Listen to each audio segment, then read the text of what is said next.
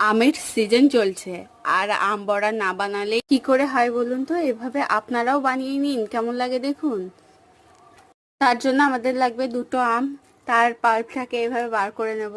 আর লাগবে ময়দা, মৌরি, কালো জিরে, জোয়ান, সুজি, চিনি, চালের গুঁড়ো এবং গুঁড়ো দুধ দিয়ে আমের পাল্পটা দিয়ে দেবো। তারপরে কিছুটা নারকেল গুঁড়ো দিব। দেওয়ার পর নুন দিয়ে ভালো করে মেখে নেব প্রায় 10 মিনিট। 10 মিনিট মাখার পর একটু জল দিয়ে দিয়ে আবারও আমরা এটাকে মেখে নেব 5 মিনিট। 5 মিনিট মতো মাখার পর এটাকে আমরা ঢেকে রেখে দেবো কিছুক্ষণের জন্য। ঢেকে রাখার পর যখন আমরা ভাজবো আবারও একটু মেখে নেব। মেখে নেওয়ার পর কড়াই তেল গরম হয়ে গেলে একটা একটা করে কড়াইয়ের মধ্যে ছেড়ে দেবো এবং সবগুলা ভেজে নেব।